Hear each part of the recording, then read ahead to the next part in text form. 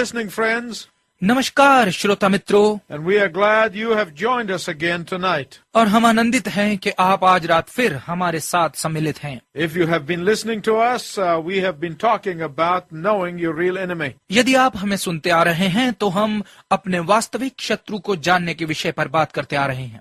Tonight, I want to talk to you about your enemy's intentions. आज रात मैं आपसे आपके शत्रु के इरादों के विषय में बात करना चाहता हूँ।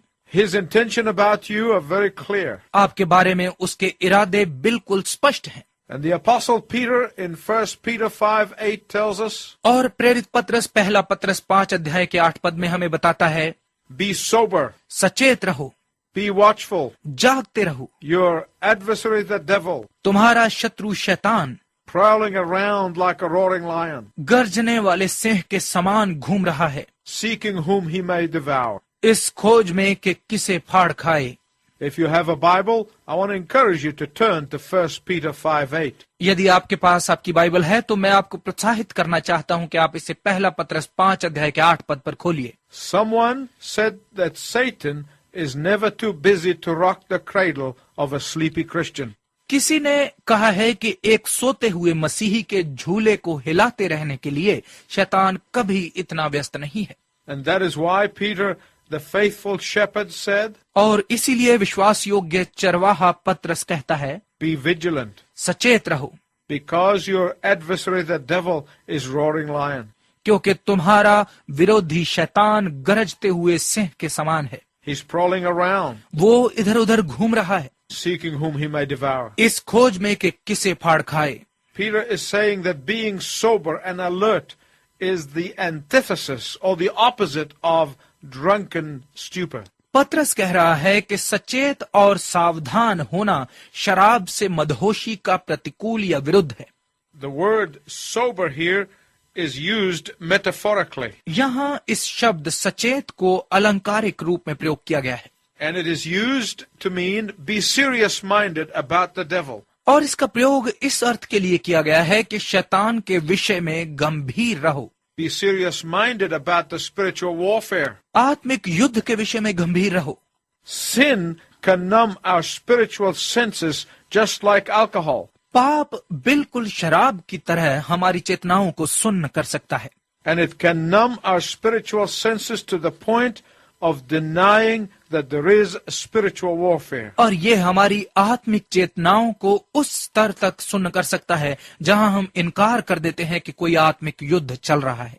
Spiritually speaking, he is saying, आत्मिक रूप से कहें तो वो कह रहा है, when you are not spiritually sober, जब आप आत्मिक स्तर पर सचेत नहीं हैं, you become unable to see things clearly. तो आप स्पष्ट रूप से नहीं देख पाते। You are unable to see things biblically. आप बाइबल के अनुसार नहीं देख पाते। You are unable to see things from God's perspective. आप परमेश्वर के नजरिए से नहीं देख पाते। Spiritual sobriety sees things in their true light. आत्मिक तौर पर होश में होने से सब कुछ अपनी असली ज्योति में दिखता है। So what Peter is saying is this. सो पत्रस यहाँ कह रहा है, Be serious-minded about the devil. शैतान के विषय में गंभीर रहो। Don't be flippant about the devil. शैतान के विषय में चंचल मत रहो। If you are a child of God and walking with Jesus Christ, don't be flippant about the intention of the devil toward you. यदि आप परमेश्वर की संतान हैं और यीशु मसीह के साथ चल रहे हैं तो आपके प्रति शैतान के इरादों के बारे में चंचल मत रहिए।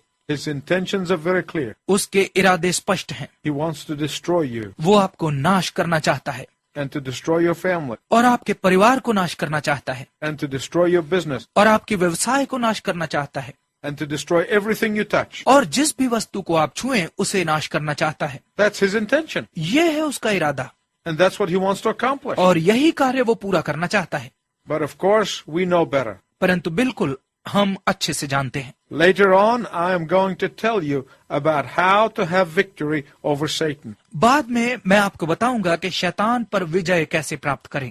I have to expose him first before I tell you how to defeat him. आपको उसे पराजित करने के बारे में बताने से पहले मुझे उसे सामने लाना पड़ेगा। In addition to being spiritually sober, he said, be vigilant.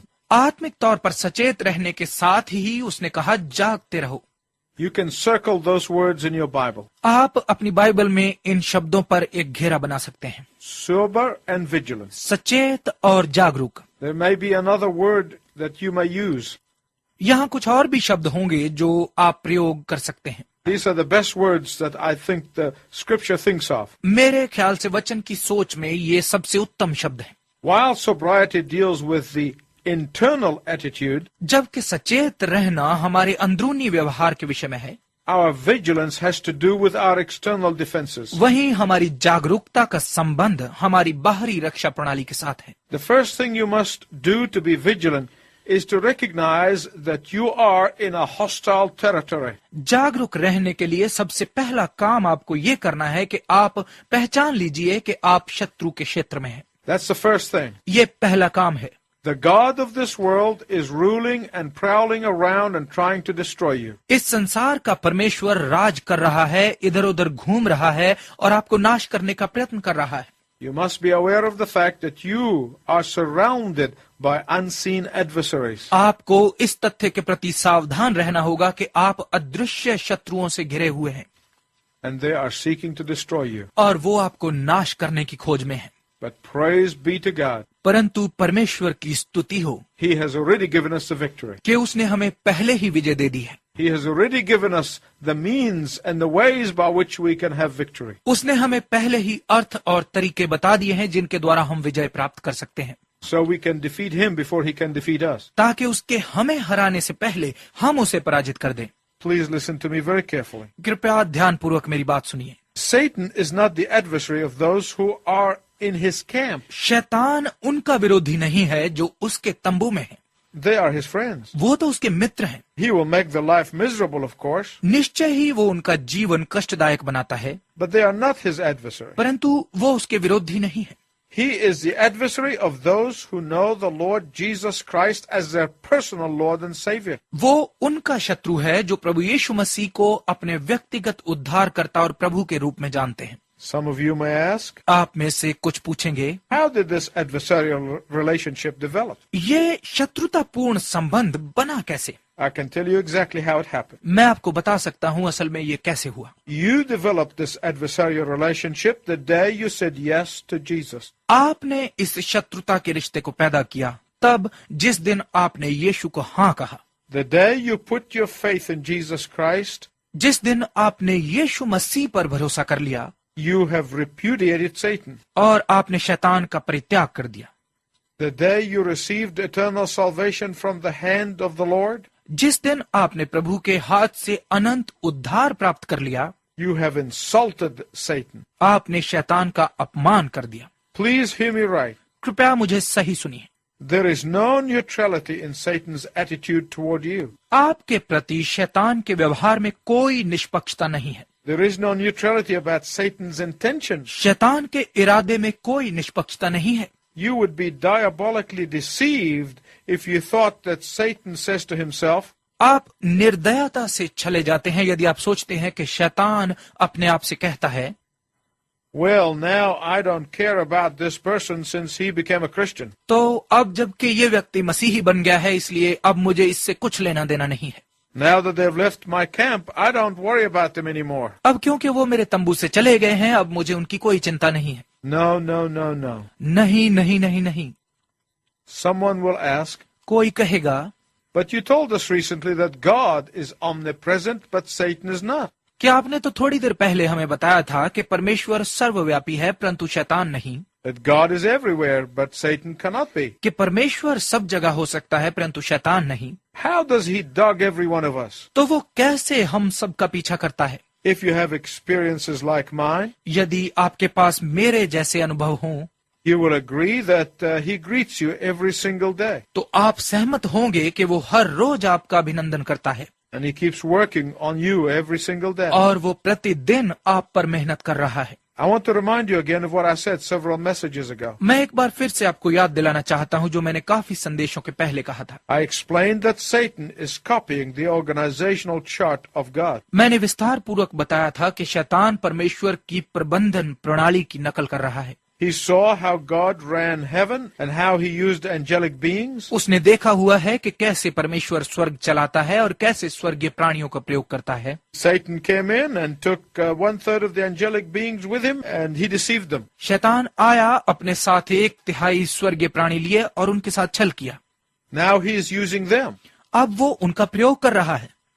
These fallen angels or demons ये गिरे हुए स्वर्गदूत या शैतानी दूत are dogging every one of us and trying to create havoc in our lives. ये हम में से प्रत्येक का पीछा कर रहे हैं और हमारे जीवनों में परेशानी पैदा करने का प्रयत्न कर रहे हैं। Satan is constantly sending them out to you and to me on assignments. शैतान लगातार उनको काम देकर आपके और मेरे पास भेजता रहता है।